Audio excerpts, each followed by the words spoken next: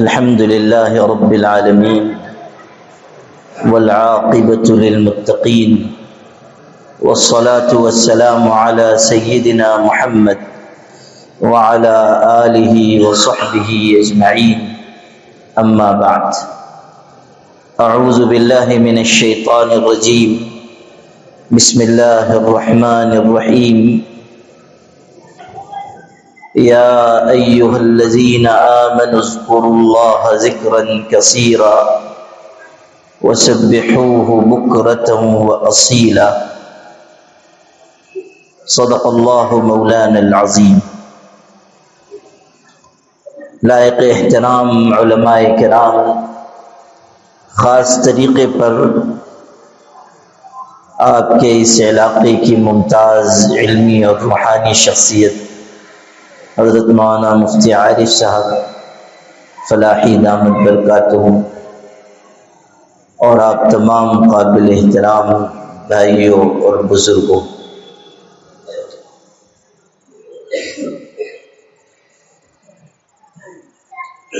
تصوف و سلوک در حقیقت ایک تربیت کے نظام کا نام ہے۔ جو لوگ یہ سمجھتے ہیں کہ تصوف ہوا میں اڑنا اور پانی پر چلنا سکھاتا ہے، وہ غلط سمجھتے ہیں۔ تصوف بندے کو بندہ بن کر جینا سکھاتا ہے۔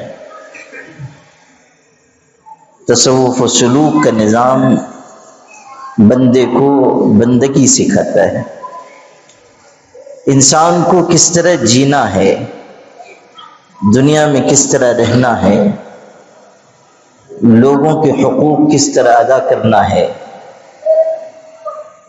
کس طرح اپنے شر سے دوسرے لوگوں کی حفاظت کرنی ہے، کس طرح ضرورت پڑنے پر دوسروں کے کام آنا ہے، کس طرح اپنے دل کو اللہ کی یاد سے معمور اور آباد کرنا ہے، کس طرح دنیا کی تمام چیزوں سے ہٹ کٹ کر ایک اللہ کا ہو جانا ہے، یہ تصوف کا موضوع ہے۔ ہم لوگ جب مدرسوں میں کسی فن کی ابتدا کرتے ہیں تو پہلی چیز جو پڑھتے ہیں وہ فن کی تعریف کے بعد فن کا موضوع ہوتا ہے کہ یہ فن کس لیے وضع کیا گیا، یہ فن کس لیے وضع کیا گیا، یہ کیوں رکھا گیا ہے، اس کا مقصد کیا ہے۔ اور اتنے سارے فنون کے موضوع یاد کرتے کرتے پریشانی ہو جاتی ہے۔ لیکن تصوف کا موضوع بہت ہی سادہ ہے، آسان ہے اور بہت جلد دل میں اتر جانے والا ہے۔ ایک جملے میں یہ ہے کہ تصوف کا موضوع بندے کو حقیقی بندہ بنانا ہے۔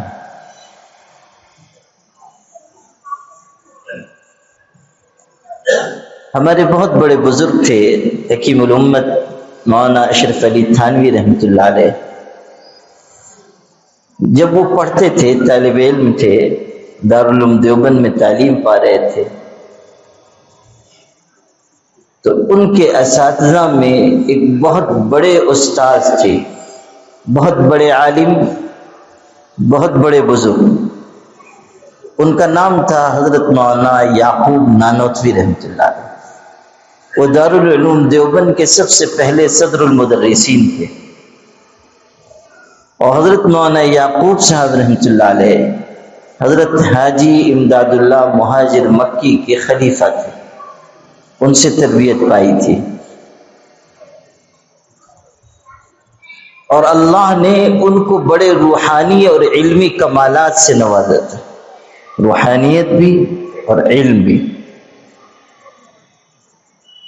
بلکہ ایک قصہ آپ کو ان کی روحانیت پہ سناؤں۔ ان کے انتقال کے بعد ان کی ایک بہت بڑی کرامت ظاہر ہوئی،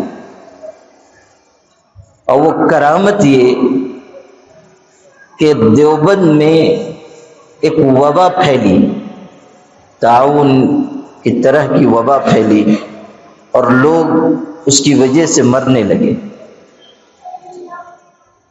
عجیب بات یہ ہوئی کہ کسی شخص نے مولانا یعقوب نانوتوی صاحب رحمۃ اللہ علیہ کی قبر کی مٹی لا کر اپنے گھر کے کسی مریض کو استعمال کرائی، اور اللہ نے اس کو شفا عطا فرمائی۔ اور ظاہر ہے کہ یہ عجیب واقعہ تھا، تو ہر طرف مشہور ہو گیا، اور سب لوگ قبر کی مٹی اٹھا کر لاتے تھے اور استعمال کرتے تھے، اور اللہ تعالیٰ اس کی برکت سے شفا عطا فرماتا تھا۔ اچھا، لوگوں کا معاملہ یہ ہے کہ وہ اپنا فائدہ تو ضرور دیکھتے ہیں، چاہے دوسرے کا نقصان ہو جائے۔ تو مٹی سب اٹھا اٹھا کے لا رہے ہیں، اور حضرت مولانا یعقوب صاحب کی قبر میں گڑھا ہو جا رہا ہے۔ قبر کی مٹی اٹھا کر لے آتے تھے، اور قبر اندر دھسنے لگتی تھی، تو ان کے صاحبزادے تھے، وہ پھر قبر پر مٹی ڈلواتے تھے، اور پھر لوگ اٹھا اٹھا کر مٹی لے جاتے تھے، پھر وہ قبر اندر جانے لگتی تھی، پھر وہ مٹی ڈلواتے تھے۔ تو جب کئی مرتبہ یہ قصہ ہوا تو ان کے بڑے صاحبزادے ذرا کچھ تیز مزاج کے تھے، وہ قبر پر پہنچے اور جا کر کہنے لگے کہ اب والد صاحب سے کہہ رہے ہیں کہ ابو جان اب کان کھول کر سن لیجیے کہ اگر اب آپ کی قبر کی مٹی کی برکت سے کسی کو شفا ہوئی تو میں قبر پر مٹی ڈلواؤں گا نہیں، ایسے ہی پڑے رہیے گا۔ جا کر اپنے والد کی قبر پر کہا کہ اگر اب آپ کی قبر کی مٹی کی برکت سے کسی کو شفا ہوئی، میں نہیں مٹی ڈلواؤں۔ آپ کو سن کر حیرت ہوگی کہ یہ کہہ کر گئے، اور اسی دن سے اس مٹی کی برکت سے جو شفا ہو رہی تھی اس کا سلسلہ ختم ہو گیا۔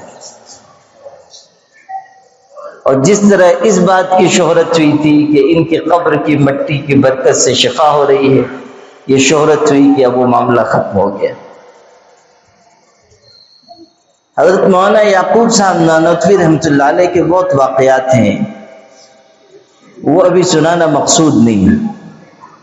جو آپ کو سنانا ہے وہ یہ کہ حضرت مولانا اشرف علی تھانوی رحمۃ اللہ علیہ نے زمانے طالب علمی میں اپنے استاد حضرت مولانا یعقوب صاحب سے گزارش کی، چونکہ حضرت مولانا یعقوب صاحب بہت صاحب علم تھے اور صاحب روحانیت تھے، تو ان سے کہا کہ حضرت مجھ کو کوئی عمل ایسا بتا دیجئے کہ میں کسی جن کو اپنے تابع میں کروں، کوئی جن قبضے میں آ جائے۔ جوانی کی عمر میں آدمی کے اندر کبھی کبھی اس طرح کی چیزیں ہوتی ہیں، وہ بھی جوان العمر تھے، پڑھ رہے تھے، تو کہا کہ مجھ کو کوئی عمل بتا دیجیے۔ حضرت نے کتنی خوبصورت بات کہی، خود حضرت تھانوی رحمۃ اللہ علیہ نے نقل فرمایا کہ حضرت نے یہ کہا کہ میاں تم یہ بتاؤ کہ دنیا میں تم بندہ بننے آئے ہو یا خدا بننے آئے ہو؟ تم کیا بننا چاہتے ہو؟ اگر بندگی چاہتے ہو تو بندگی والے اعمال انجام دو، اللہ کے آگے عاجزی کرو، اللہ کے آگے گڑ گڑاؤ، اللہ تعالیٰ کے آگے خوب سجدے کی کثرت کرو، خوب اللہ تعالیٰ سے مانگنے کی عادت ڈالو، ہر ایک کے لیے تواضع اور انکساری اختیار کرو، اپنے آپ کو پیچھے رکھو، دوسروں کو آگے بڑھاؤ۔ یہ خیال کرنا کہ موکل ہمارے قبضے میں آ جائے، جن ہمارے قبضے میں آ جائے، فلاں چیز ہمارے قبضے میں آ جائے، یہ تو ایسا ہے کہ انسان بڑا بننا چاہتا ہے، انسان خدا بننا چاہتا ہے کہ میں بھی ذرا حکمرانی کروں، میں بھی لوگوں پر حکم چلاؤں، نہیں۔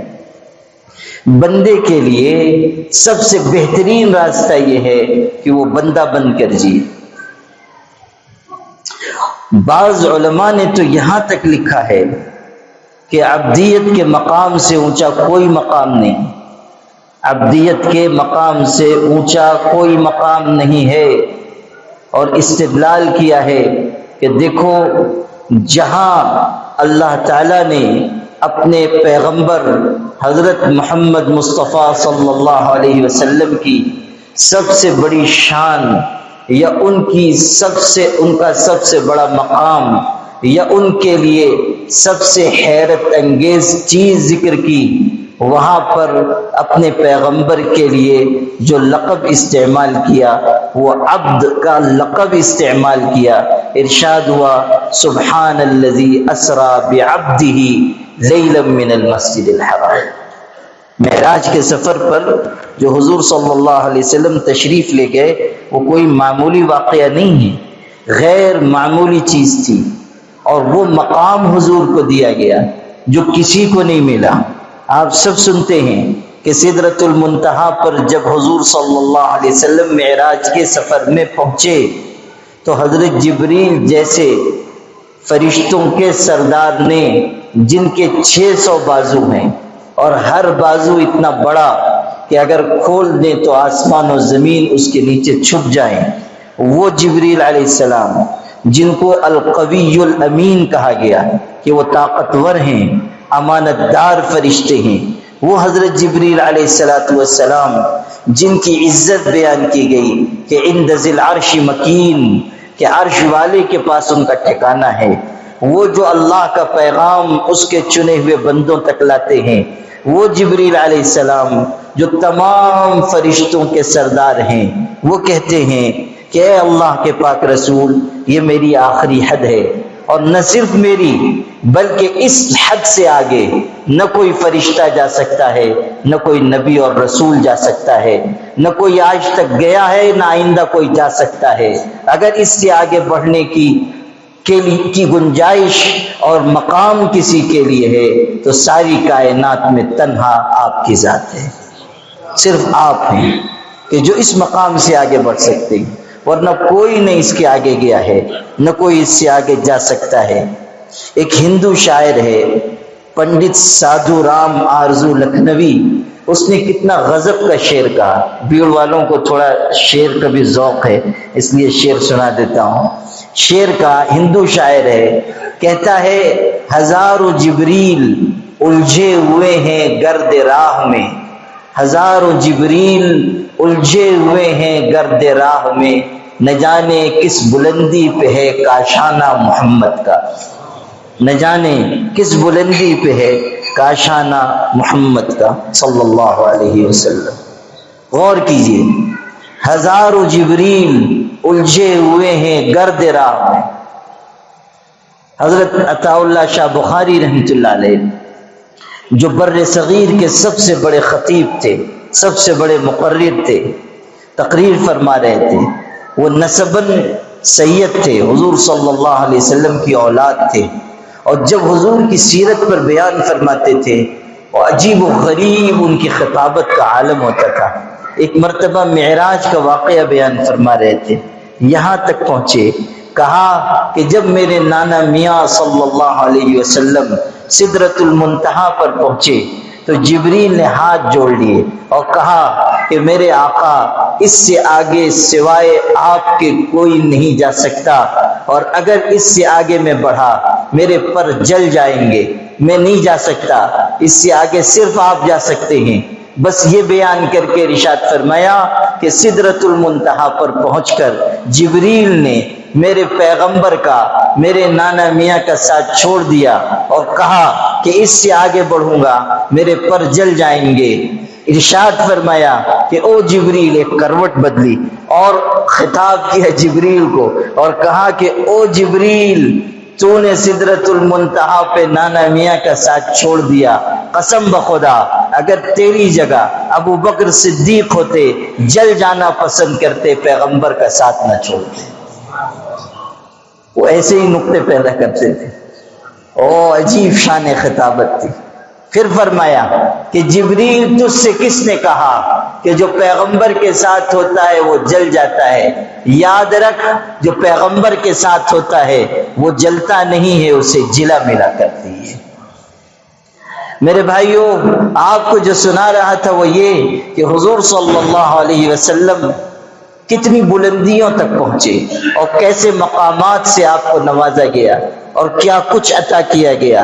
فَأَوْحَى إِلَىٰ عَبْدِهِ مَا أَوْحَىٰ مَا كَذَبَ الْفُؤَادُ مَا رَأَىٰ۔ آپ قرآن کی وہ آیتیں پڑھیے جو معراج کے سلسلے میں آئی ہیں، کتنی خوبصورت آیتیں ہیں، کتنی پیاری آیتیں ہیں، کیسی زبردست آیتیں ہیں، دل کو چھو لینے والی آیتیں ہیں۔ حضور صلی اللہ علیہ وسلم کی شان اور مقام کی بلندی بیان ہو رہی ہے۔ اب پڑھیے وہ بنیادی آیت جو قرآن میں معراج کے سلسلے میں آئی۔ ارشاد ہوا، پاک ہے وہ اللہ جو اپنے بندے کو راتوں رات لے کر گیا۔ بندے کو رسول بھی نہیں کہا، نبی بھی نہیں کہا، محبوب بھی نہیں کہا، کہا تو عبد کہا، بندہ، گویا کہ بتایا گیا کہ بندہ ہونا بہت بڑا مقام ہے، عبدیت بہت بڑی چیز ہے۔ قرآن پاک نازل کیا گیا، قرآن کا نازل ہونا کوئی معمولی بات نہیں ہے۔ اِنَّا عَرَضْنَا الْأَمَانَةَ عَلَى السَّمَاوَاتِ وَالْأَرْضِ وَالْجِبَالِ فَأَبَيْنَ أَن يَحْمِلْنَهَا وَأَشْفَقْنَ مِنْهَا وَحَمَلَهَا الْإِنسَانُ۔ یہ امانت قرآنی تو ایسی ہے کہ پہاڑ اس کی تاب نہ لا سکے، زمین آسمان اس کی تاب نہ لا سکے، انسان کے اوپر یہ امانت اتاری گئی۔ حضور صلی اللہ علیہ وسلم نے اس امانت کو اپنے دل پر لیا۔ اِنَّا سَنُلْقِي عَلَيْكَ قَوْلًا ثَقِيلًا، ہم آپ کے اوپر ایک بہت وزنی کلام اتارنے والے ہیں، ایسا وزندار کلام کہ کوئی برداشت نہیں کر سکتا۔ حضور صلی اللہ علیہ وسلم خود یہ حالت آپ کی ہوتی تھی کہ جب وحی اترتی تھی اور آپ سردی کے موسم میں تشریف فرما ہیں تب بھی آپ پسینہ پسینہ ہو جاتے تھے، گرمی کا موسم ہوتا تو وحی کی شدت کی وجہ سے آپ گرمی کے موسم میں سردی کی وجہ سے کانپنے لگتے تھے۔ اونٹنی پر تشریف فرما ہے، وحی اتر رہی ہے تو آپ کا وزن اونٹنی برداشت نہیں کر پاتی تھی، بیٹھ جاتی تھی۔ ایک صحابی بیان کرتے ہیں کہ وحی اترنا شروع ہوئی اور حضور صلی اللہ علیہ وسلم کی ران، آپ کا پیر میرے پیر پر تھا، اسی حالت میں وحی آنے لگی۔ اتنا وزن حضور کا بڑھ گیا کہ مجھ کو خیال ہوتا تھا کہ میرے پیر کی ہڈی ٹوٹ جائے، ایسا وزنی کلام ہے یہ اللہ کا۔ اِنَّا سَنُلْقِي عَلَيْكَ قَوْلًا ثَقِيلًا۔ اب آپ دیکھیے کہ قرآن جیسا زبردست کلام جب حضور صلی اللہ علیہ وسلم کو دیا جا رہا ہے تو الفاظ قرآن میں کیا آئے؟ الحمدللہ الذی انزل علی عبدہ الکتاب ولم یجعل لہ عوجا۔ اللہ کی تعریف ہے کہ جس نے اپنے بندے پر کتاب اتاری، بندے پر۔ حضور صلی اللہ علیہ وسلم ارشاد فرما رہے ہیں، دیکھو مجھ کو اس طرح میری تعریف میں مبالغہ نہ کرو جیسے عیسائیوں نے عیسیٰ علیہ السلام کی تعریف میں مبالغہ کیا۔ میرے بارے میں کہنا ہے بس اتنا کہو، اللہ کے بندے ہیں، اس کے پیغمبر ہیں۔ اپنے بارے میں کہا اللہ کے بندے ہیں، اس کے پیغمبر ہیں۔ اللہ اکبر۔ عبدیت کا مقام، بندہ ہونا بہت بڑی چیز ہے، اور تصوف کا یہ نظام بندگی سکھاتا ہے۔ بندہ بن کر جئیں، چھوٹے بن کر جئیں، اپنے آپ کو متواضع بنائیں، اپنے آپ کو بے ضرر بنائیں، ہماری زبان سے، ہمارے ہاتھ سے کسی کو تکلیف نہ پہنچے، ہمارے انداز سے کسی کو تکلیف نہ پہنچے، کسی کی دل آزاری نہ ہو۔ ابھی ذی الحجہ کے مبارک دنوں اور راتوں سے ہم گزر رہے ہیں، یہ ارکان حج کی ادائیگی کی تاریخیں ہیں۔ آج سے تقریباً 1500 سال پہلے ہمارے آقا حضرت محمد مصطفیٰ صلی اللہ علیہ وسلم نے حج ادا فرمایا تھا۔ آپ نے زندگی کا پہلا اور آخری حج کیا سن 10 ہجری میں، ذی الحجہ سن 10 ہجری، اور ربیع الاول سن 11 ہجری میں آپ دنیا سے پردہ فرما گئے، وفات ہوئی آپ کی سن 11 ہجری میں، یعنی حج کی ادائیگی کے 3 مہینے کے بعد آپ دنیا سے تشریف لے گئے۔ زندگی کے بالکل آخری حصے میں آپ نے حج فرمایا۔ سن 8 ہجری میں مکہ فتح ہوا تھا، سن 9 ہجری میں پہلا حج ہوا، آپ صلی اللہ علیہ وسلم نے حضرت ابو بکر کی قیادت میں قافلہ بھیجا، حج ہوا۔ پھر سن 10 ہجری میں آپ خود تشریف لے گئے اور ہزاروں صحابہ آپ کے ساتھ حج کے لیے گئے، اور اس وقت آپ بار بار فرماتے تھے خذوا عنی مناسککم، مجھ سے ارکان حج سیکھ لو، حج کے طریقے سیکھ لو، حج کی ادائیگی مجھ سے سیکھ لو۔ آپ نے اپنا نمونہ پیش فرمایا، آپ نے اپنا حج لوگوں کے سامنے پیش کیا کہ حج کیسے کیا جائے گا۔ پھر جب آپ حج کے ارکان ادا کرتے ہوئے عرفات کے میدان میں پہنچے، جو حج کا سب سے اہم ترین حصہ ہے، الحج والعرفہ، حج تو عرفات میں قیام کا نام ہے۔ ان اعظم الناس ذنبا من وقف بعرفۃ وظن ان اللہ لم یغفر له، سب سے بڑا گنہگار ہے وہ شخص جو عرفات کے میدان میں قیام کرتا ہے اور پھر یہ گمان کرتا ہے کہ اللہ نے اس کی مغفرت نہیں فرمائی۔ یعنی جس کو عرفات کا قیام ملا وہ یقین کرے کہ اللہ نے میری مغفرت فرما دی، اللہ نے مجھ کو بخش دیا، یہ سکھایا گیا۔ اب اسی عرفات کے میدان میں حضور صلی اللہ علیہ وسلم تشریف فرما ہے، 1 لاکھ سے زائد صحابہ کا مجمع ہے، اور آپ صلی اللہ علیہ وسلم اس موقع پر ایک تفصیلی خطبہ ارشاد فرماتے ہیں، ایک زبردست تقریر کی آپ نے، قیامت تک آنے والی امت کو اور پوری انسانیت کو آپ نے ایک قانون دیا، ایک منشور دیا۔ وہ تقریر ایک تقریر نہیں ہے، وہ خطبہ صرف ایک خطبہ نہیں ہے، بلکہ وہ دنیا میں امن اور انصاف کی بنیاد فراہم کرنے والا ایک قانون ہے۔ آپ نے انسانیت کو بتایا کہ کس طرح زندگی گزاری جائے گی، کس طرح جاہلیت کی چیزوں کو ختم کیا جائے گا۔ آپ نے اسی خطبے میں علی الاعلان یہ فرمایا تھا، الا ان کل شیء من امر الجاہلیت موضوع تحت قدمی ہاتین۔ آپ نے اعلان کیا اور زبردست اعلان کیا کہ سنو، جاہلیت کی ساری چیزیں، جاہلیت کے سارے کام میرے پیر کے نیچے روندے جا رہے ہیں، میرے پیر کے نیچے پڑے ہوئے ہیں۔ جاہلیت کے سارے معاملات کو میں نے ختم کر دیا۔ اب نہ لڑکیوں کو زندہ گاڑا جائے گا، اب نہ نکاح کی بدنما شکلیں صورتیں اختیار کی جائیں گی، اب نہ کسی کی وراثت کھائی جائے گی، اب نہ کسی کمزور کے اوپر ظلم کیا جائے گا۔ اب یہ نہیں ہو سکتا کہ یأکل القوی من الضعیف، کہ طاقتور ہمارے کمزور کو کھا جائے۔ اب یہ نہیں ہو سکتا کہ کسی شخص پر حد اور سزا جاری کی جائے اس لیے کہ وہ غریب اور کمزور ہے، اور امیر کو اور مالدار کو چھوڑ دیا جائے اس لیے کہ وہ امیر ہے اور مالدار ہے۔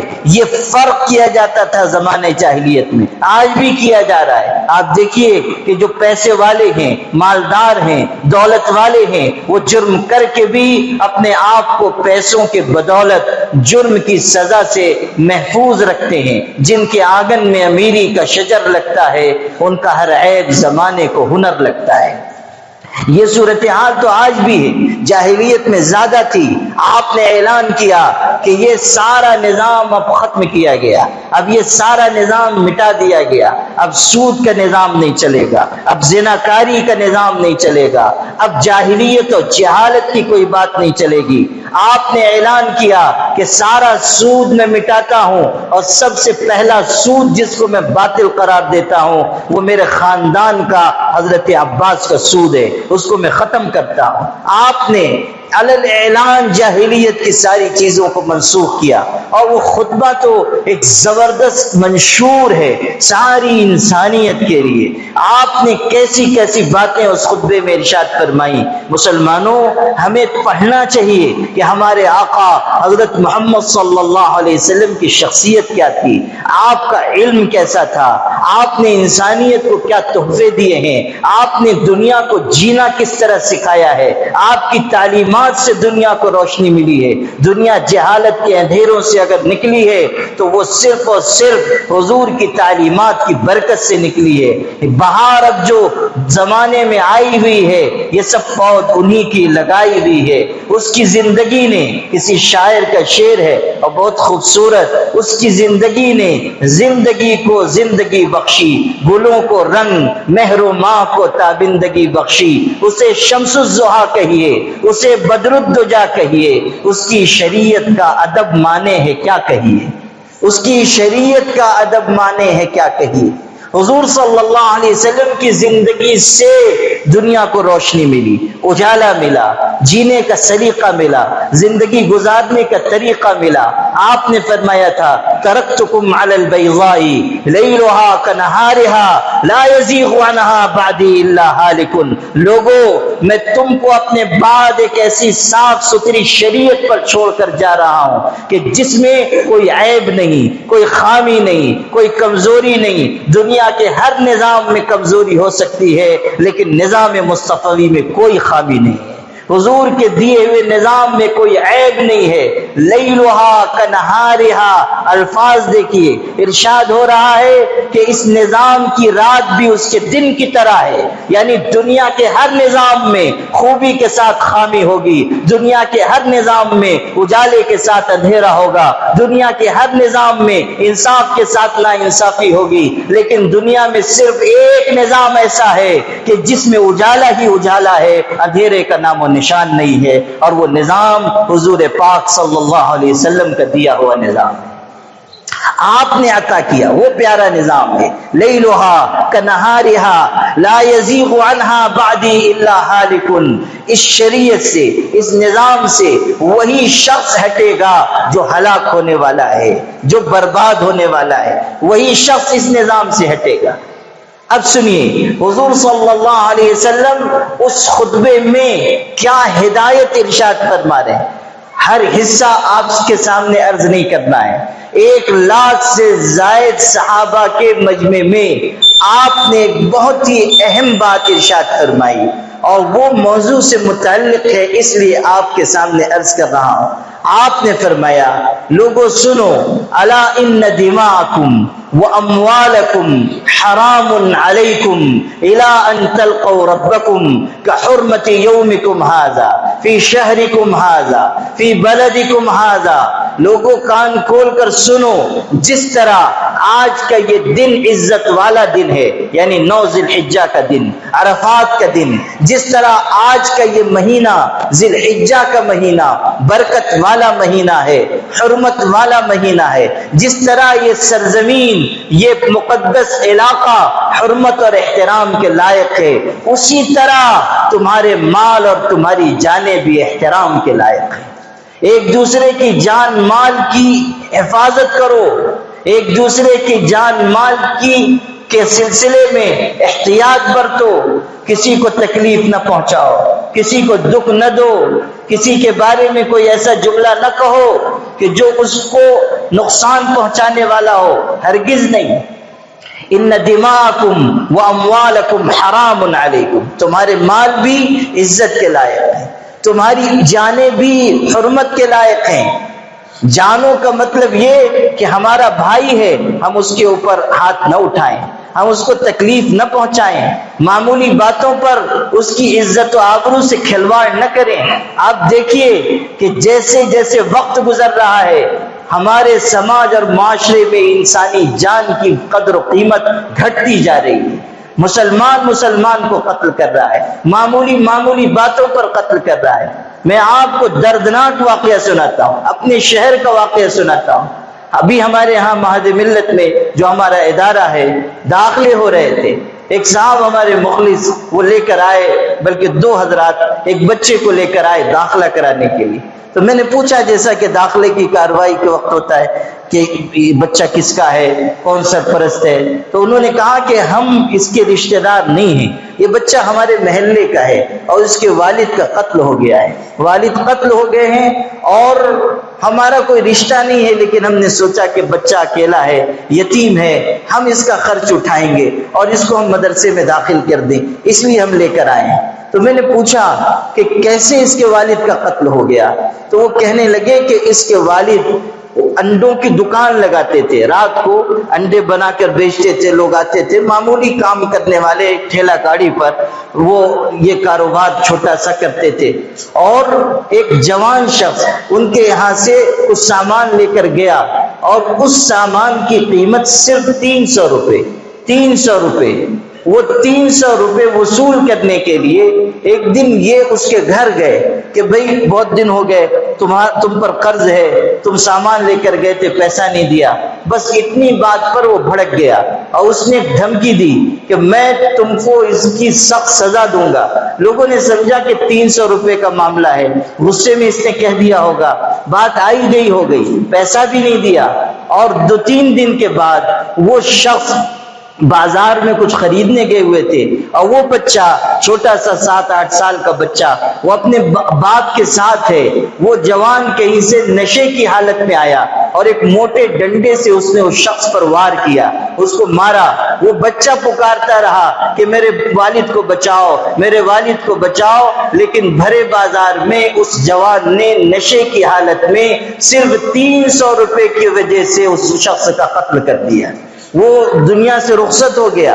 آپ سوچئے ایک مسلمان دوسرے مسلمان کی جان لے رہا ہے، 300 روپے کا معاملہ ہے، اور اس کے بچے کے سامنے اس کو قتل کیا، اس کے باپ کو قتل کیا۔ میں کانپ گیا کہ یہ بچہ جس نے اپنے باپ کا قتل دیکھا ہے، جس نے اپنے باپ کو اپنی آنکھوں کے سامنے مرتا ہوا دیکھا ہے، کیسے یہ زندگی میں اس واقعے کو بھلا سکے گا؟ کیسے یہ اس صدمے اور غم سے باہر نکل سکے گا؟ کیسے اب یہ یتیمی کی زندگی کاٹے گا؟ آپ غور کیجئے، کئی بچے ان کے ہیں اور یہ بچہ تھوڑی عمر والا تھا، اس کو لا کے مدرسے میں داخل کر دیا گیا، اور بچوں کا کیا انجام ہوگا؟ ان کی زندگی کیسے گزرے گی؟ ان کی کفالت کیسے ہو سکے گی؟ یہ صورتحال ہمارے سماج اور معاشرے کی ہے۔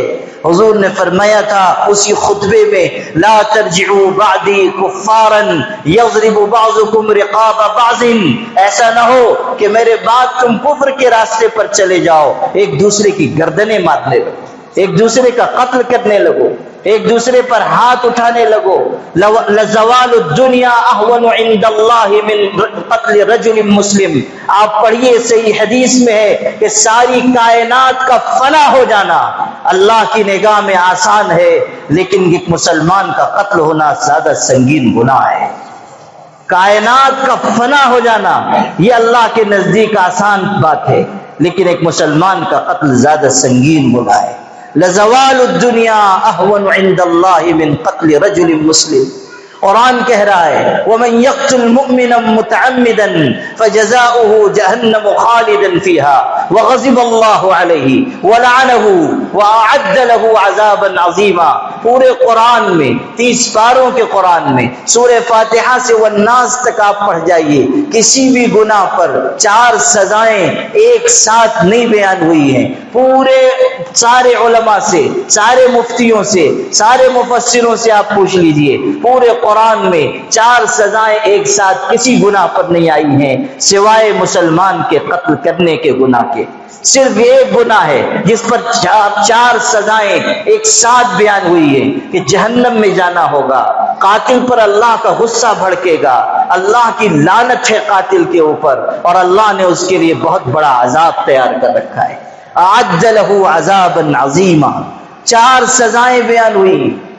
حدیث میں ہے کہ جو شخص کسی مسلمان کے قتل میں آدھا جملہ کہہ کر شریک ہوتا ہے، آدھا کلمہ، کوئی اس نے ہتھیار نہیں اٹھایا، کوئی اس نے قاتل کی مدد نہیں کی، صرف آدھا جملہ کہہ کر مدد کی ہے، آدھا جملہ۔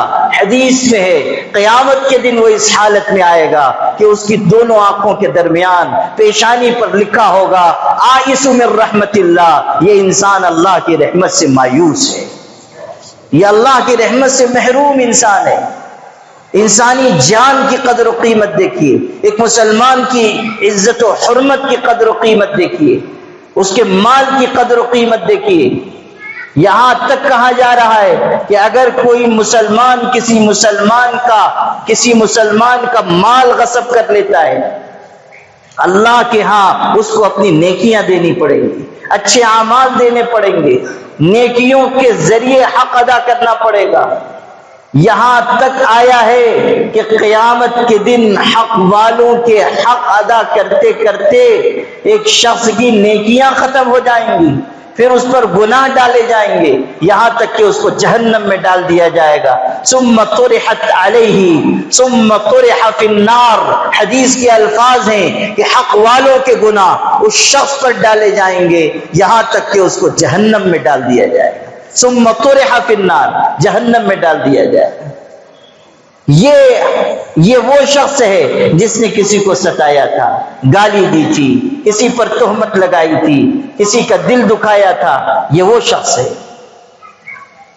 ہمارے دین میں سزا مقرر کی گئی کہ جو شخص کسی شخص پر تہمت لگاتا ہے، الزام لگاتا ہے، کوئی بہتان لگاتا ہے، اس کو 80 کوڑے مارے جائیں گے، 80 درے۔ یہ معمولی گناہ نہیں ہے، 80 درے لگائے جائیں گے، چھوڑا نہیں جائے گا، کوڑوں کی سزا دی جائے گی۔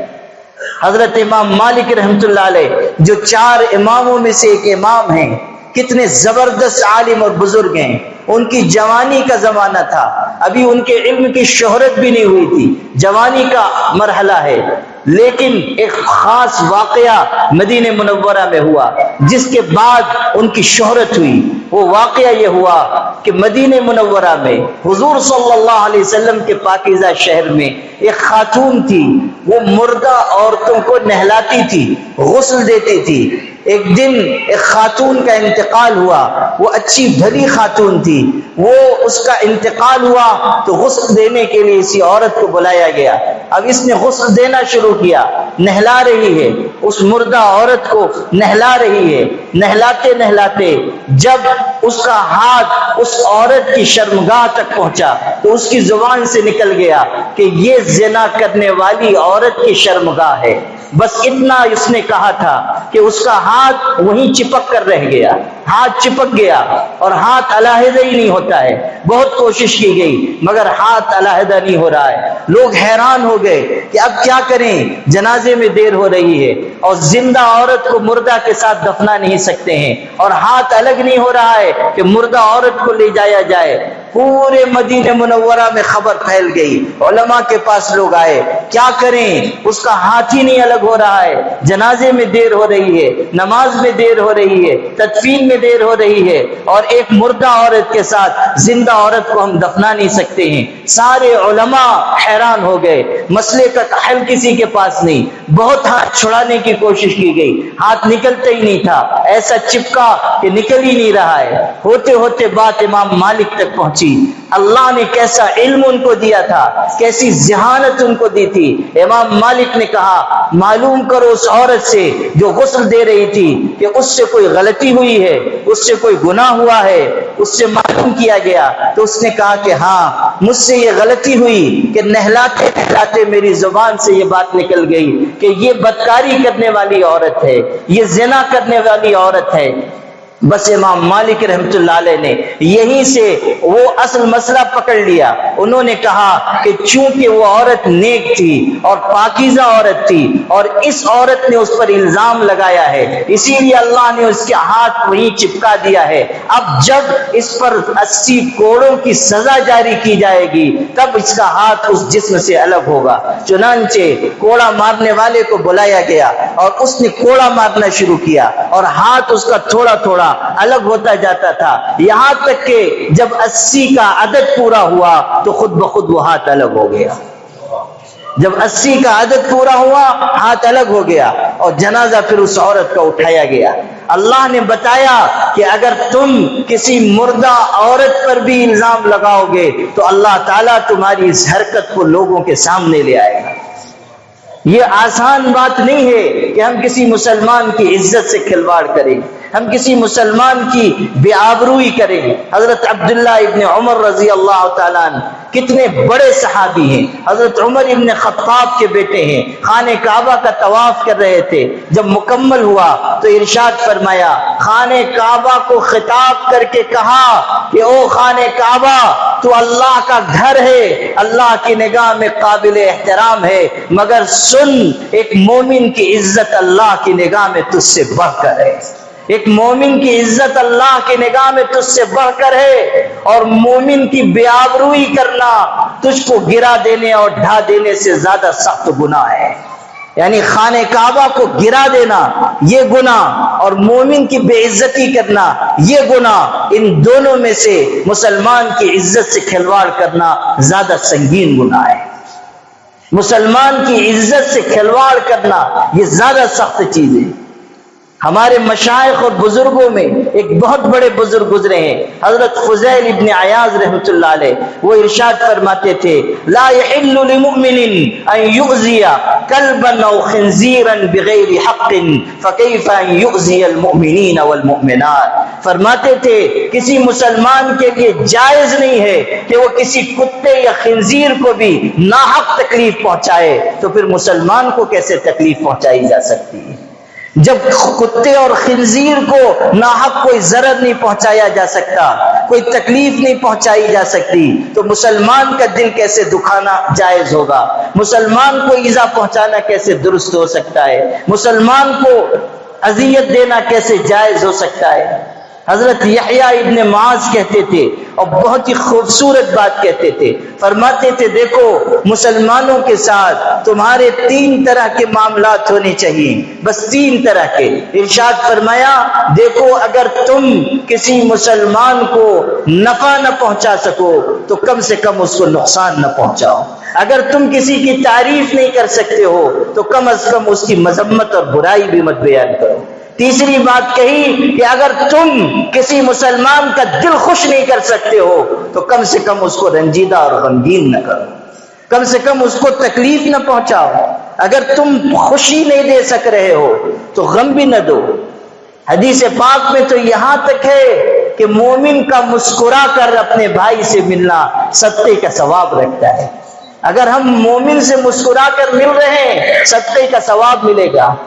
ہمارے پیر و مرشد حضرت مولانا سید محمد ولی رحمانی نور اللہ مرقدہ اس حدیث شریف کا بہت ہی خوبصورت ترجمہ کرتے تھے، ارشاد فرماتے تھے سنو، اگر حضور ارشاد فرمانا یہ چاہتے ہیں کہ اگر تم اپنے مسلمان بھائی کو کچھ نہیں دے سکتے ہو تو کم سے کم چہرے کی مسکراہٹ تو دیا کرو، کم از کم چہرے کی مسکراہٹ دو، اچھی طرح پیش آؤ، اکرام کرو، میٹھے بول بول دو، کسی مسلمان کو راستہ دکھا دو، اس کے راستے میں پڑی ہوئی کوئی تکلیف دہ چیز ہٹا دو۔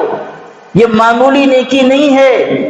مسلم شریف اور بخاری دونوں میں روایت ہے، حضور صلی اللہ علیہ وسلم نے فرمایا کہ مر رجل بغصن شجرۃ فی الطریق، ایک مسلمان شخص راستے سے گزر رہا تھا، ایک درخت کی ٹہنی راستے پر پڑی ہوئی تھی، اس شخص نے جب اس ٹہنی کو دیکھا، درخت کی اس شاخ کو دیکھا تو کہنے لگا واللہ لانحین الاذى عن طریق المسلمین لا یؤذیہم، قسم بخدا میں اس تکلیف دہ چیز کو مسلمانوں کے راستے سے ضرور ہٹا دوں گا تاکہ کسی مسلمان بھائی کو تکلیف نہ ہو، تاکہ میرے کسی مسلمان بھائی کو راستہ چلنے میں کوئی اذیت نہ پہنچے۔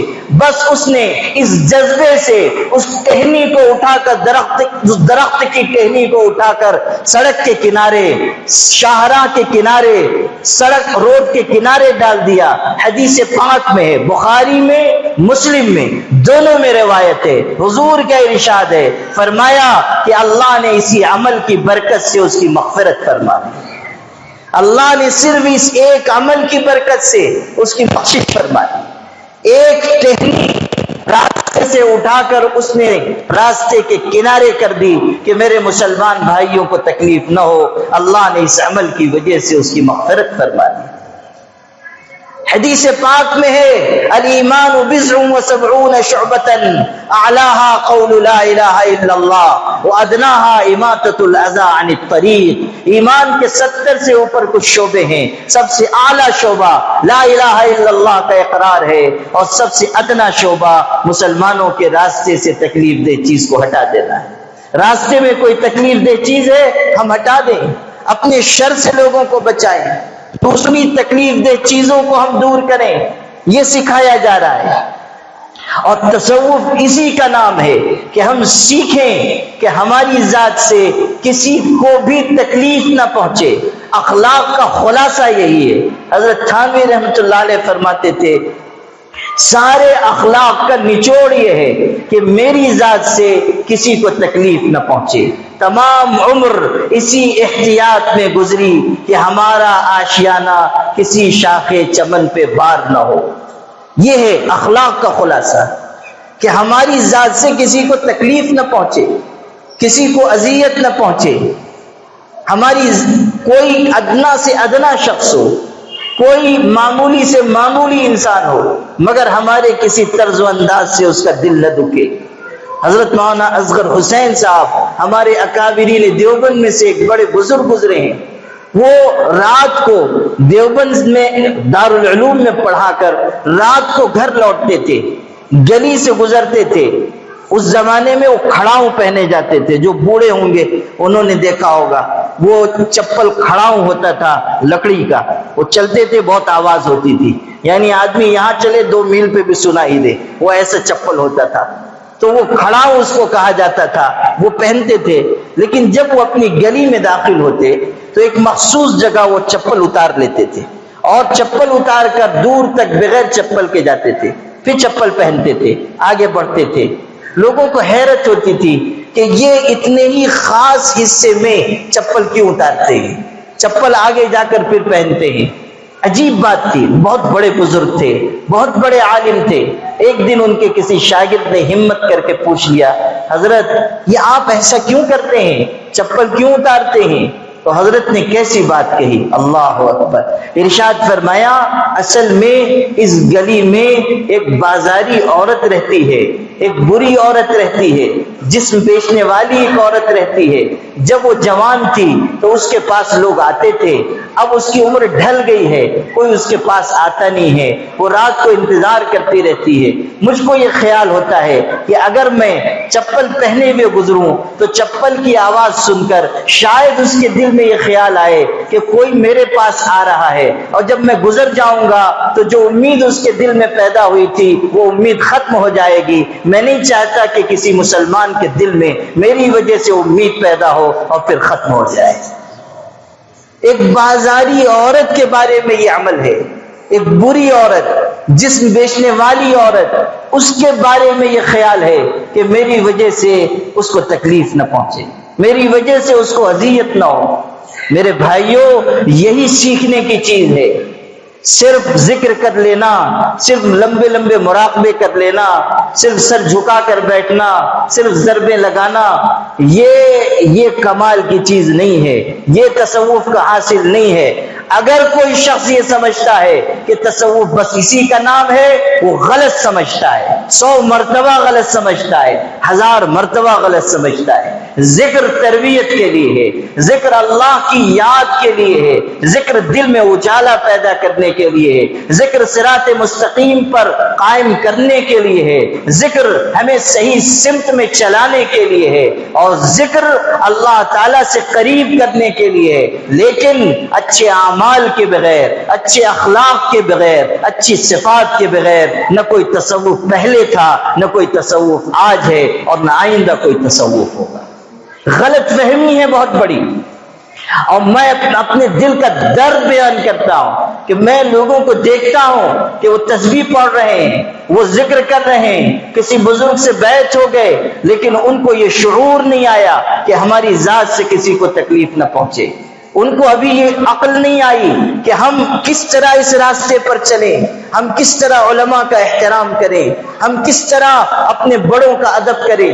ذرا ذکر کرنے لگے بس سمجھتے ہیں کہ ہم تو سب سے اعلیٰ ہو گئے، وہ فلاں عالم ہیں وہ تو اتنی دیر ذکر کرتے ہی نہیں ہیں، اس لیے ہم تو بہت بڑے ہو گئے۔ حضرت خواجہ جنید بغدادی پیدا ہوئے تھے اور دوسرا میں پیدا ہوا ہوں، بس درمیان میں کوئی پھر پیدا ہی نہیں ہوا۔ عجیب ہماری خوش فہمی کا عالم ہے، طرح طرح کے انوار ہم کو نظر آنے لگ رہے ہیں، طرح طرح کے خواب دکھ رہے ہیں۔ اللہ اللہ اللہ، آج کل تو عجیب صورتحال ہے، پیروں سے بھی لوگ طرح طرح کے خواب بیان کر کے خلافت جھپٹ کے وصول کر لے رہے ہیں۔ ہمارے حضرت رحمۃ اللہ علیہ کہتے تھے کہ پہلے یہ ہوتا تھا کہ پیر صاحب از خود خلافت دیتے تھے، آج کل یہ ہے کہ مریدین پیروں سے خلافت وصول کر لیتے ہیں۔ عجب فتنے کا دور ہے۔ یہ تو تربیت کا نظام تھا، یہاں تو حب جاہ پر سب سے پہلے ضرب لگائی جاتی تھی، سب سے پہلے انانیت کو مارا جاتا تھا۔ ہم نے پورے نظام ہی کو بدل دیا، ہم نے پورے نظام کو تہس نہس کر دیا۔ طرح طرح کی خوش فہمی ہمارے اندر آ گئی، ہم ایسے ہیں، ہم ویسے ہیں، ہم ویسے ہیں۔ وہ ہے نا کتابوں میں کہ ایک صاحب تھے بھولے بھالے قسم کے، وہ نماز نہیں پڑھتے تھے، تو کسی نے ان کو ترغیب دی کہ ذرا نماز پڑھا کرو، اور نصیحت نے اثر کیا اور بیچارے نماز پڑھنے لگے۔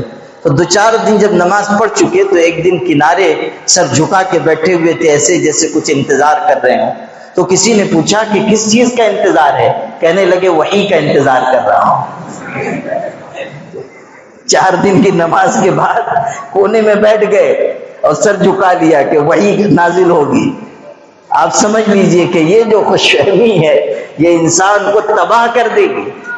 ہمیں تو ہمیشہ عاجزی کی راہ پر چلنا چاہیے۔ ہمارے سلسلہ نقشبندیہ کے عظیم بزرگ تھے حضرت مرزا مظہر جان جانا رحمۃ اللہ علیہ، بہت اونچے مقام کے، کہتے تھے کہ میں نے بہت محنت کی، بہت دعائیں مانگی، بہت مجاہدات کیے، بہت اللہ کا ذکر کیا، بہت اللہ کے آگے التجائیں کی، تب کہیں جا کر مجھ کو فنائیت اور عاجزی کا مقام نصیب ہوا۔ اور اب صورتحال یہ ہے کہ گزشتہ 30 برسوں سے میرا حال یہ ہے کہ اگر کوئی شخص آتا ہے اور مجھ کو سلام کرتا ہے تو مجھ کو ایسا معلوم ہوتا ہے کہ وہ مجھ کو نہیں میری لاش کو سلام کر رہا ہے۔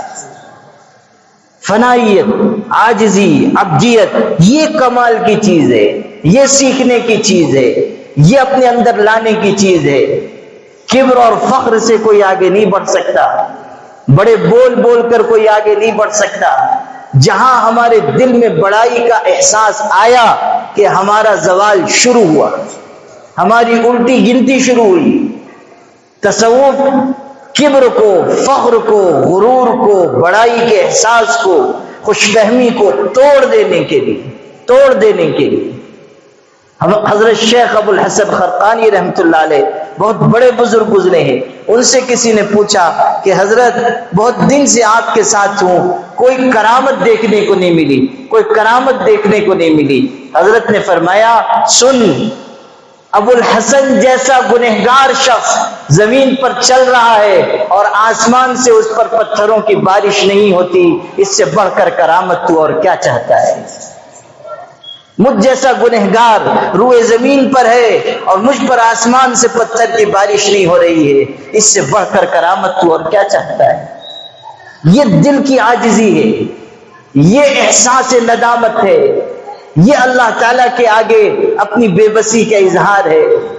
میرے بھائیوں، تصوف و سلوک انسان کو بدلنا چاہتا ہے، پیر کے ناخن سے لے کے پیشانی کے بال تک تبدیلی تصوف کا نظام چاہتا ہے۔ یہ تربیت کا نظام ہے، تربیت کا نظام، اور یہ تربیت کا نظام اسی لیے ہے تاکہ ہم اپنے اندر صفات لائیں، اپنے اندر اخلاق لائیں، ہم اپنے اندر اچھی عادتیں پیدا کریں، ہم اپنے اندر اللہ تعالیٰ سے غیر معمولی تعلق پیدا کریں، ہم خلق خدا کی خدمت کا مزاج بنائیں، ہم لوگوں کے کام آنے والے بنیں، ان کی جان مال عزت آبرو کا احترام کرنے والے بنیں۔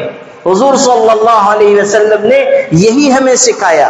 آخری خطبے میں آپ فرما رہے ہیں الا ان دماءکم واموالکم حرام علیکم کحرمت یومکم ھذا، سکھا رہے ہیں کہ جان مال عزت آبرو کی حفاظت کرو، یہ احترام کے لائق چیزیں ہیں، ان کا احترام کرو۔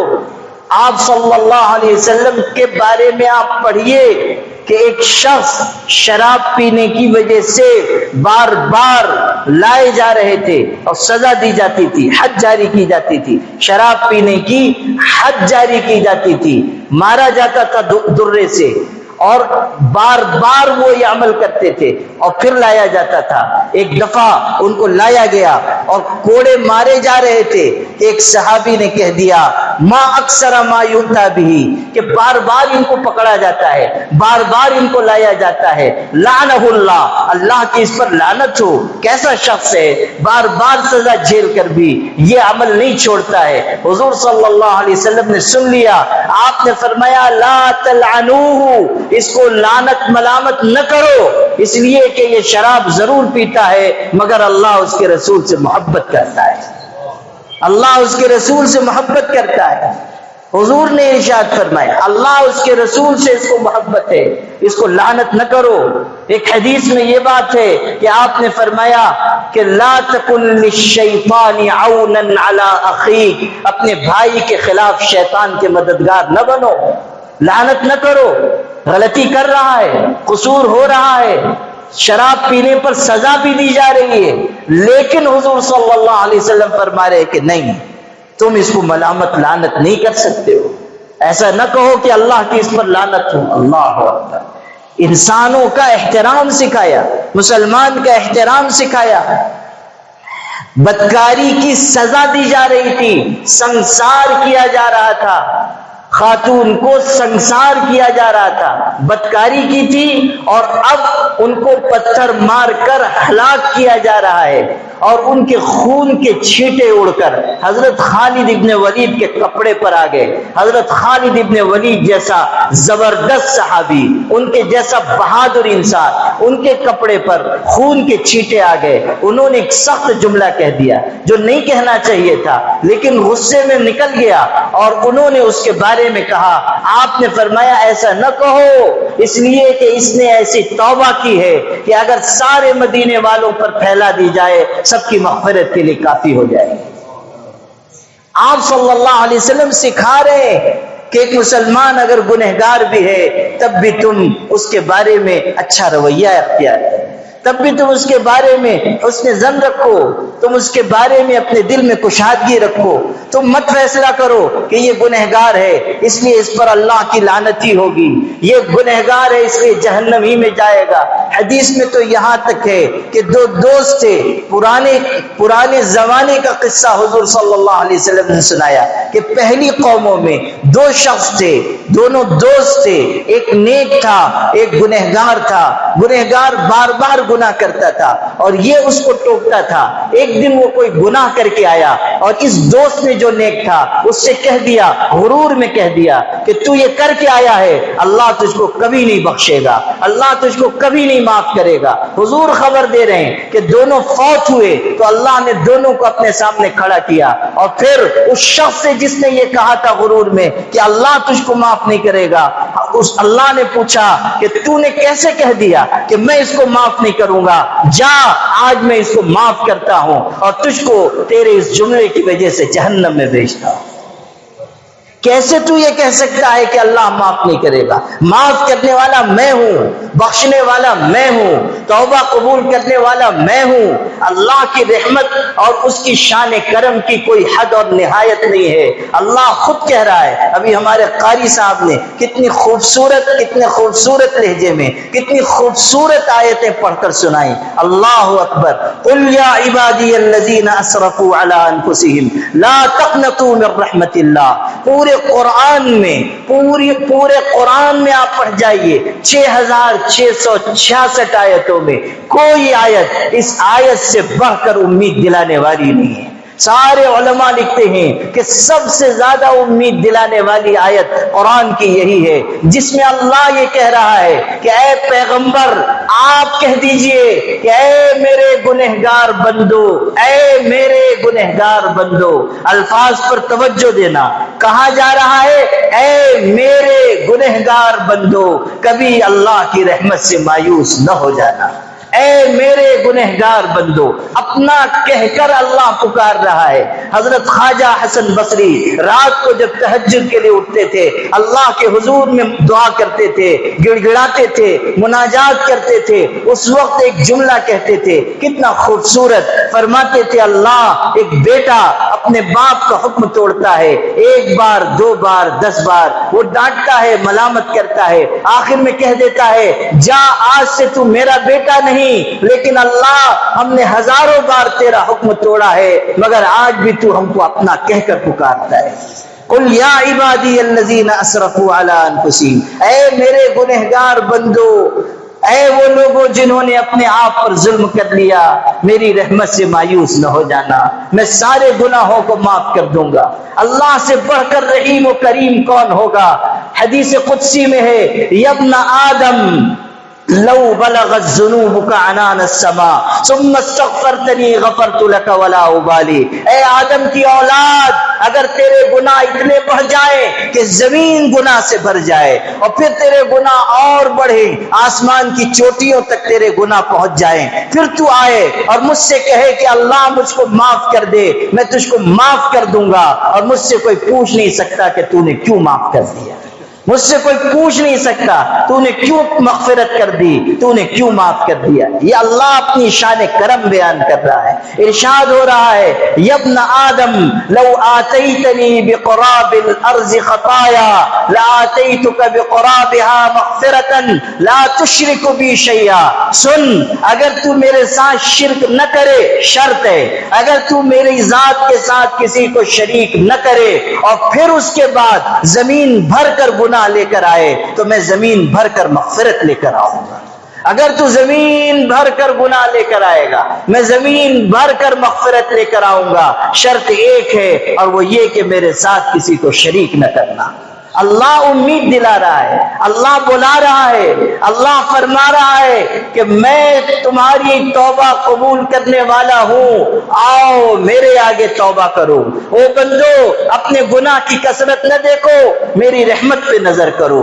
حضور صلی اللہ علیہ وسلم حدیث بیان کر رہے ہیں کہ جب کوئی شخص گناہ کرتا ہے، آسمان غضبناک ہو جاتا ہے، زمین غصے میں آ جاتی ہے، آسمان کہتا ہے اللہ تو مجھ کو اجازت دے کہ میں اس گنہگار پر گر جاؤں، اس کو مسل ڈالوں، اس کو ختم کر دوں۔ زمین کہتی ہے اللہ مجھ کو اجازت دے کہ میں اس کو اپنے اندر کھینچ لوں، دھسا دوں، اس کو ختم کر دوں۔ اللہ تعالیٰ ارشاد فرماتا ہے کہ او آسمان، او زمین، اگر یہ تمہارا بندہ ہے تو تم جو چاہو کرو، اور اگر میرا بندہ ہے تو مجھ پر چھوڑ دو، چاہوں گا تو سزا دوں گا، چاہوں گا تو معاف کر دوں گا۔ یہ اللہ تعالیٰ کی رحمت ہے۔ اللہ سے بڑھ کر رحیم و کریم کون ہو سکتا ہے؟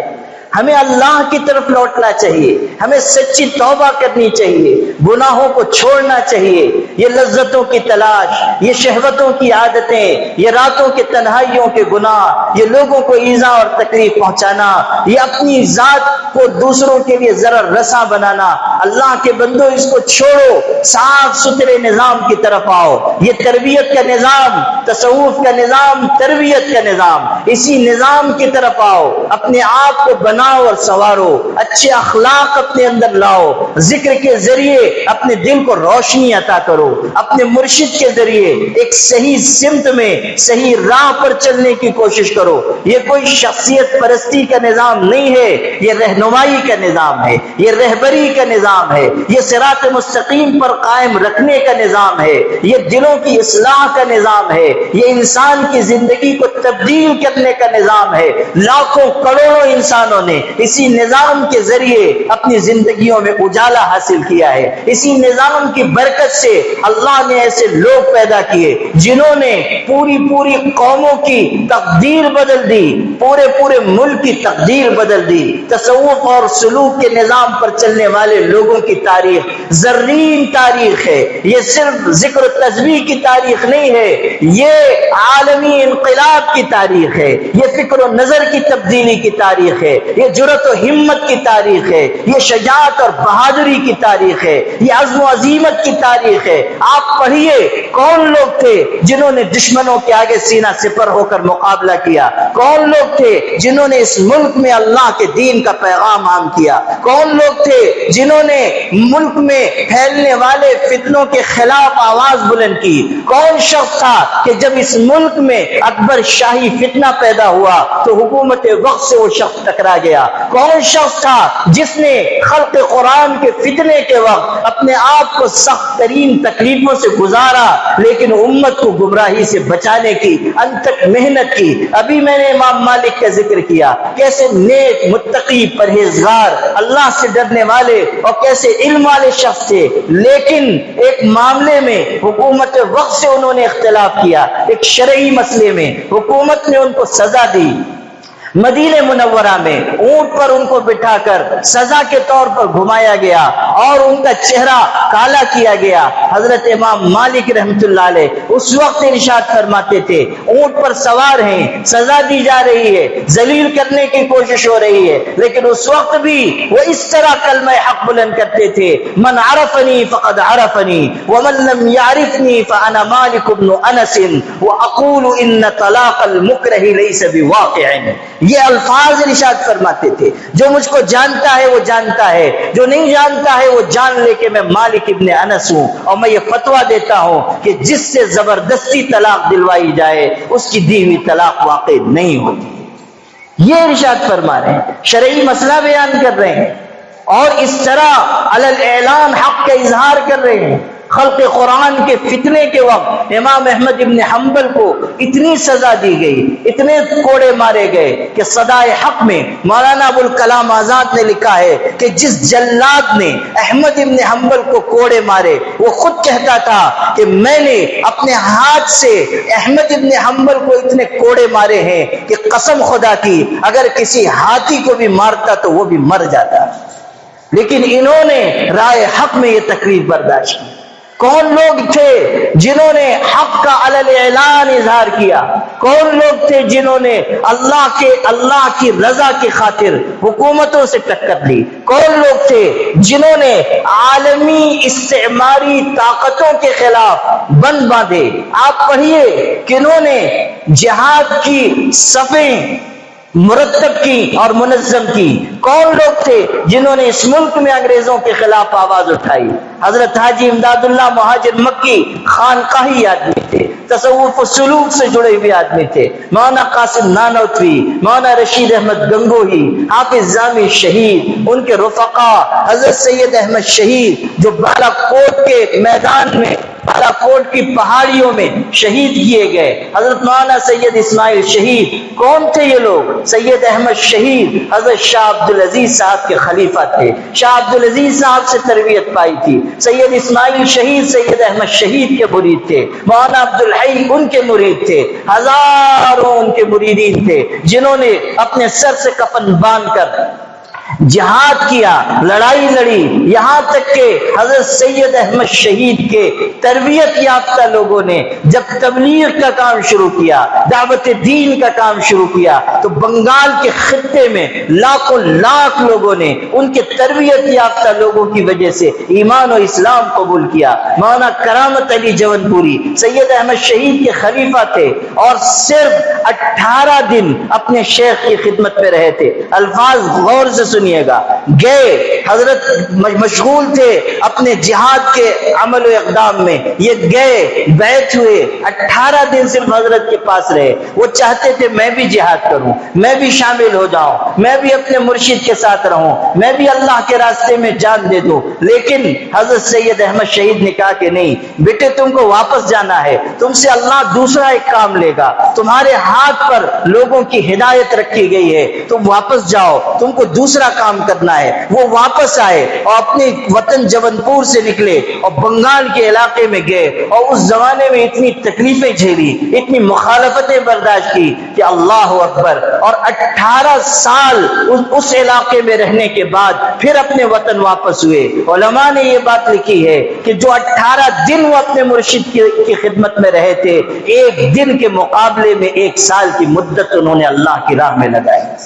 18 دن کی تربیت نے 18 سال تک کے لیے ان کو تیار کیا، اور لاکھوں لاکھ لوگوں نے ان کے دست مبارک پر ایمان قبول کیا.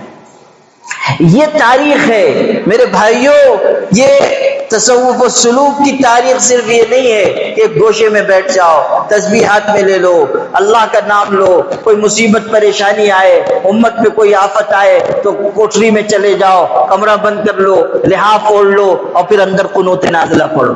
یہ تاریخ نہیں ہے، یہ نظام نہیں ہے. اگر کوئی آج یہ سمجھتا ہے کہ یہ طریقہ ہے، غلط سمجھتا ہے. جب امت پر حالات آئیں تو ہمیں اپنے گوشوں سے نکلنا ہوگا، ہمیں حالات کا مقابلہ کرنا ہوگا. ابھی دیکھ لیجئے ہمارے ملک میں کامن سول کوڈ کو نافذ کرنے کی کوشش ہو رہی ہے، اور لا کمیشن نے ایک سوال نامہ جاری کیا ہے، ایک کوسچنائر جاری کیا ہے. پوچھا گیا ہے کہ آپ کی رائے کیا ہے یکساں سول کوڈ کے بارے میں. ہم مسلمانوں کو پوری طاقت سے جواب دینا چاہیے کہ ہم اس ملک میں یونیفارم سول کوڈ نہیں چاہتے، ہم اس کی مخالفت کرتے ہیں. ہم اس ملک میں مذہب کی آزادی کے ساتھ جینا چاہتے ہیں. دستور نے ہمیں حق دیا ہے کہ ہم اپنے دین پر چلیں، ہم اپنے مذہب پر چلیں. آپ میں سے ہر شخص کو، چاہے وہ تصوف سے جڑا ہے چاہے نہیں جڑا ہے، مسلمان ہونے کی حیثیت سے اسے جواب دینا چاہیے کہ ہم اس کے مخالف ہیں، ہم ہرگز اس کو قبول نہیں کریں گے، ہم اس کی شدید مخالفت کرتے ہیں. یہ وقت ایسا نہیں ہے کہ آپ ہاتھ پہ ہاتھ دھر کے بیٹھے رہیں، آپ کسی غیبی کرشمے کا انتظار کریں. نہیں، آپ کو آگے آنا ہوگا، آپ کو آگے بڑھ کر مقابلہ کرنا ہوگا.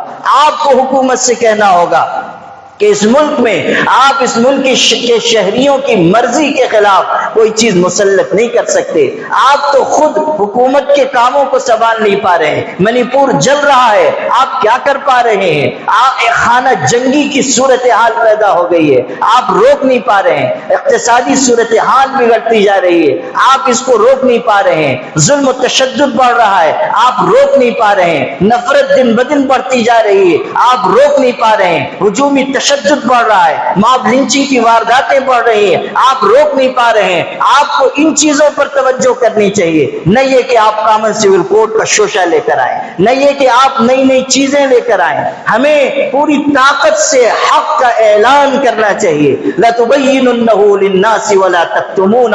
ہم سے اسی بات کا مطالبہ ہے کہ حق بات کو واضح کر دو، چھپا چھپا کر نہ رکھو. صاف صاف کہو کہ یہ ملک ہر ایک کا ہے، ہر مذہب کے ماننے والوں کا ہے. یہاں ہر ایک کو رہنے اور جینے کا حق حاصل ہے. سب پر یکساں سول کوڈ نافذ نہیں ہونا چاہیے. آپ کو میں یہ بتا رہا ہوں کہ تصوف کی تاریخ کیا ہے، یہ تصوف کا نظام کیسے افراد پیدا کرتا ہے، کیسے جیالے اور بہادر لوگ میدان میں اتارتا ہے. یہ صرف ذکر کرنے والے، تسبیح پڑھنے والے لوگ نہیں پیدا کرتا، یہ بوقت ضرورت سر سے کفن باندھ کر نکل جانے والے بھی پیدا کرتا ہے. اور ہمیں اپنے دل میں وہی جذبات پیدا کرنے چاہیے، وہی امنگ آنی چاہیے، اللہ کے راستے میں شہادت کا جذبہ آنا چاہیے. ابھی میں نے حافظ جامی شہید صاحب کا نام لیا. وہ بہت بڑے اللہ والے تھے، میاں جی نور محمد صاحب کے خلیفہ تھے، حاجی امداد اللہ مہاجر مکی کے ساتھیوں میں تھے. حضرت حافظ جامی صاحب اتنے صاحب کرامت بزرگ تھے کہ جب انگریزوں کے خلاف وہ لڑ رہے تھے، انگریزوں کے خلاف مقابلہ کر رہے تھے، لوگ دیکھتے تھے کہ انگریزوں کی طرف سے گولی چلی اور آ کر ان کو لگی، لوگ سمجھتے تھے شہید ہو گئے، دوڑ کے گئے، جا کر دیکھا تو گولی تو لگی نہیں.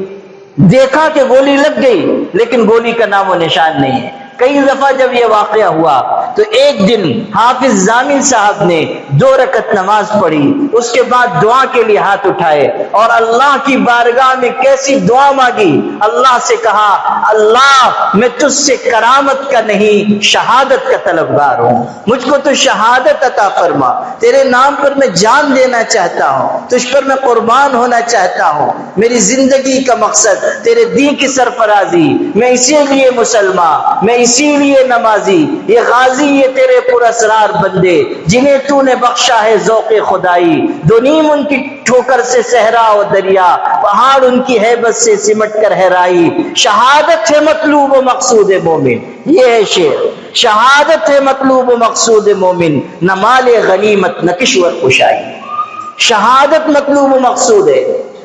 اللہ کی راہ میں جان دینا بہت بڑا انعام ہے۔ حضور صلی اللہ علیہ وسلم نے خود اپنے بارے میں تمنا ظاہر کی، والذی نفس محمد بیدہ، میری جان جس ذات کے قبضے قدرت میں ہے اس کی قسم، میں یہ چاہتا ہوں لوددت ان اقتل فی سبیل اللہ ثم احیا ثم اقتل ثم احیا ثم اقتل ثم احیا ثم اقتل، 3 دفعہ یہ جملہ ارشاد فرمایا، قسم خدا کی میں یہ چاہتا ہوں کہ اللہ کی راہ میں شہید کر دیا جاؤں، پھر زندہ کیا جاؤں، پھر شہید کر دیا جاؤں، پھر زندہ کیا جاؤں، پھر شہید کر دیا جاؤں، یہ تمنا ظاہر فرمائی۔ صحابہ کرام کو دیکھیے، حضرت عمر رضی اللہ عنہ بار بار دعا کر رہے ہیں، اللہم ارزقنی شہادت فی سبیلک واجعل موتی ببلد رسولک، اللہ مجھ کو شہادت کی موت دینا اور تیرے نبی کے پاکیزہ شہر کی موت عطا کرنا۔ لوگ حیران ہوتے تھے، ان سے کہتے تھے آپ کیسی دعا مانگ رہے ہیں، آپ ایک طرف شہادت مانگتے ہیں اور پھر مدینے کی موت مانگتے ہیں، اب مدینے میں کون دشمن آئے گا، مدینے میں کون سی لڑائی ہوگی، یہ تو مسلمانوں کا مرکز بن چکا، کسی میں ہمت نہیں ہے مدینے کی طرف نگاہ اٹھا کر دیکھے۔ آپ 2 دعائیں مانگ رہے ہیں، دونوں ایک دوسرے سے ٹکرا رہی ہیں، یہ دونوں دعائیں آپ مانگ رہے ہیں۔ حضرت عمر نے کہا مجھے اللہ کی ذات سے امید ہے اللہ ان دونوں دعاؤں کو میرے حق میں قبول فرمائے گا۔ ایمان دیکھیے، یقین دیکھیے، اللہ پر بھروسہ دیکھیے، اور پھر اللہ نے دونوں دعاؤں کو قبول کیا۔ مدینہ منورہ میں موت ملی اور شہادت کی موت ملی، اور موت بھی کیسی ملی کہ فجر کی نماز پڑھا رہے ہیں، سورہ یوسف کی تلاوت کر رہے ہیں، مصلی رسول پر ہیں، اور ایک ظالم بڑھتا ہے اور ان پر حملہ کرتا ہے، وہ مصلی پر زخمی ہو کر گرتے ہیں اور پھر ان کو اٹھا کر لایا جاتا ہے، اور اس وقت کی حالت بھی پڑھو مسلمانوں سیرت کی اور تاریخ کی کتابوں میں کہ حضرت عمر اس زخمی حالت میں جبکہ پیٹ پھٹ چکا ہے، خنجر کا وار کیا جا چکا ہے، موت اور زندگی کی کشمکش ہے، اس وقت بھی آنے والے صحابہ سے ایک سوال کرتے تھے، مجھ کو بتا دو هل اکملت الصلاۃ، کیا میری نماز پوری ہو گئی، کیا میری نماز پوری ہو گئی، کیا میری نماز پوری ہو گئی، کیا میری نماز پوری ہو گئی۔ ایک ہی دن ہے کہ نماز میری پوری ہوئی کہ نہیں، موت اور زندگی کی کشمکش میں پوچھ رہے ہیں میری نماز پوری ہوئی کہ نہیں، میری نماز مکمل ہوئی کہ نہیں۔ عبداللہ ابن عباس آئے، آ کر انہوں نے کہا آپ کتنے خوش نصیب ہیں، آپ کے ذریعے اسلام کو قوت ملی، آپ کی ہجرت مسلمانوں کے لیے نصرت ثابت ہوئی، آپ کے ذریعے اللہ نے مسلمانوں کو قوت و شوکت عطا فرمائی، آپ کے ذریعے اللہ تعالیٰ نے اتنا بڑا رقبہ سلطنت فتح کروایا۔ حضور دنیا سے گئے آپ سے خوش تھے، ابو بکر دنیا سے گئے آپ سے خوش تھے، آپ نے سعادت کی زندگی گزاری اور اب شہادت کی موت پا رہے ہیں، آپ کتنے بڑے خوش نصیب ہیں، آپ کتنے بڑے خوش نصیب ہیں۔ جب حضرت عمر نے سنا کہا پھر سے دہراؤ، انہوں نے دہرایا میری جان قربان ہو۔ حضرت عمر نے کیسا جملہ کہا، کیسی عاجزی تھی، کہا ابن عباس لیتنی انجو کفافا لا لی ولا علی، کاش قیامت کے دن میں برابر سرابر چھوٹ جاؤں، نہ میرے لیے کوئی نیکی ہو نہ کوئی گناہ ہو، میں سمجھوں گا کہ کامیاب ہو گیا۔ یہ جملہ ارشاد فرما رہے ہیں شہادت کے وقت، لیتنی انجو کفافا لا لی ولا علی، برابر سرابر چھوٹ جاؤں سمجھوں گا کہ کامیاب ہو گیا۔ یہ شہادت کا جذبہ ان کے دل میں تھا۔ عبداللہ ابن حذافہ سہمی رومیوں کے ہاں قید ہوئے تھے، بہت خوبصورت حسین و جمیل شخص تھے، اور اس دستے کے سپہ سالار تھے جو رومیوں سے لڑنے کے لیے گیا تھا، قید ہو گئے۔ بادشاہ نے جب ان کو دیکھا، عیسائی بادشاہ نے، تو ان سے بہت متاثر ہوا۔ اس نے پیشکش کی کہ تم عیسائی ہو جاؤ، میں تم کو اپنی آدھی سلطنت دے دوں گا، اپنی لڑکی سے تمہارا نکاح کرا دوں گا۔ حضرت عبداللہ نے کہا ہرگز نہیں، میں اپنا دین نہیں چھوڑ سکتا۔ اس نے کہا بدترین موت ایک بہت بڑا برتن منگوایا اور اس میں تیل کھولایا گیا، اور پھر اس نے اشارہ کیا ان کے ساتھیوں میں سے ایک کی طرف، اس کو اٹھایا گیا اور اس شخص کو جلتے ہوئے تیل میں ڈالا گیا، کھولتے ہوئے تیل میں ڈالا گیا۔ چند سیکنڈ میں ان کا گوشت ہڈیوں سے الگ ہو گیا، اللہ کو پیارے ہو گئے۔ پھر دوسرے کو ڈالا گیا، تیسرے کو ڈالا گیا۔ حضرت عبداللہ ابن حذافہ کو یہ منظر دکھایا جا رہا ہے۔ پھر اس رومی اور عیسائی بادشاہ نے کہا کہ اب بتاؤ تمہاری کیا رائے ہے، کیا تم بھی ایسے مرنا پسند کرو گے یا سلطنت میں شریک ہو جاؤ گے؟ انہوں نے کہا نہیں، میں جان دے دوں گا مگر ایمان نہیں دوں گا، جان دے دوں گا ایمان نہیں دوں گا۔ اس نے اشارہ کیا اٹھاؤ ان کو بھی اور ڈالو، چنانچہ اٹھایا گیا۔ جب اس جلتے ہوئے تیل کے اوپر ان کو لایا گیا تو ان کی آنکھوں سے آنسو گرنے لگے۔ بادشاہ نے نرم ہو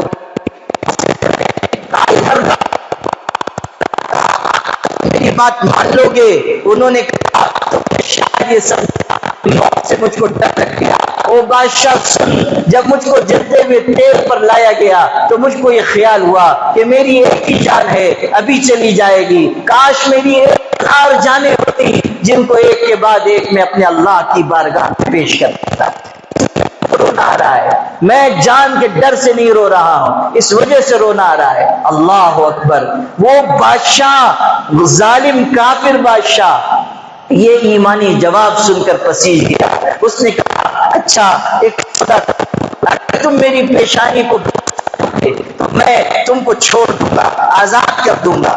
انہوں نے کہا اگر میرے ساتھیوں کو بھی چھوڑنے کا وعدہ کرے تو میں پیشانی چوم لوں گا۔ اس نے کہا ساتھیوں کو بھی چھوڑ دوں گا۔ چنانچہ آگے بڑھ کر انہوں نے پیشانی چومی۔ بادشاہ نے وعدہ پورا کیا، ان کو آزاد کر دیا، ساتھیوں کو بھی چھوڑ دیا۔ یہ قافلہ مدینہ منورہ پہنچا، حضرت عمر کے دربار میں پیش ہوا۔ حضرت عمر سے کہا گیا کہ ایسا ایسا واقعہ پیش آیا، اور ان کی ایمان غیرت بیان حضرت عبداللہ ابن حذافہ کی۔ اللہ اکبر! حضرت عمر کا دل خوشی سے باغ باغ ہو گیا، آپ اپنی جگہ سے کھڑے ہو گئے۔ ارشاد فرمایا حق علی کل مسلم ان یقبل رأس عبداللہ ابن حذافہ وانا ابدأ بذلک، کہ ہر مسلمان کے لیے لازم ہے کہ وہ عبداللہ ابن حذافہ کی پیشانی کو بوسہ دے، اور سب سے پہلے میں بوسہ دینے کا شرف حاصل کرتا ہوں، سب سے پہلے میں ان کی پیشانی کو چوموں گا۔